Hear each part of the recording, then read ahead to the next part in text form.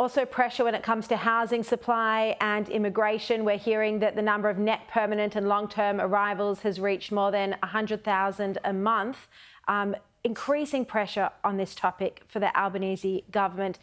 Daniel, Claire O'Neill had said previously that she was going to lower the migration targets. Where is this up to, and is this going to happen? Yes, look, I'd just take a step back on this one and say that Australia's come out of a period where we had 2 years of zero migration. And if you look at the decade or two before that, we were a very high migration OECD country. And I think during that period that served us well by and large. Now, we very much supported the previous government's measures to close the border for the sake of the safety of our country. I think that was the right call. But what it meant is that when we came out of COVID, we had incredible labour shortages right across the board. And so migration numbers were always going to increase from zero to a number that was at least temporarily above trend. And we saw that. Now, it got to the point where it was higher than I think than the economy could cope with, and so the government has put in place measures to bring it back down to a level that is more sustainable. We've already seen some success in relation to university students, for example. Integrity measures in that space have reduced numbers by something in the order of 35,000 people. Now, I think some of the increase in this last month reflects the fact that there are pipeline issues. There are probably a whole bunch of approvals in the pipeline that are seeing their way through into the country. But my understanding is that based upon the numbers we're seeing, we're still on track to see a halving of overall net migration intake by the middle of next year.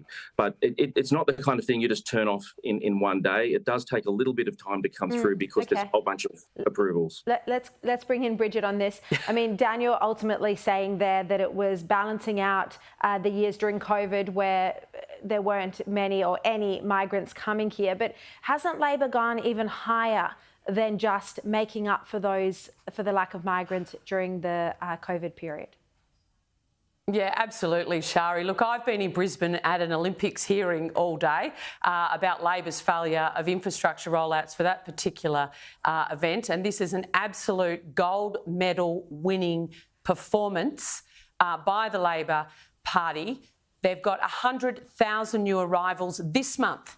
Largest number of arrivals in our country's history. Meanwhile, congested city streets and suburbs, particularly Sydney, Brisbane and Melbourne, and they're cutting the infrastructure that's needed to actually accommodate these migrants at the same time. This is happening whilst we've also got the lowest housing starts for over a decade.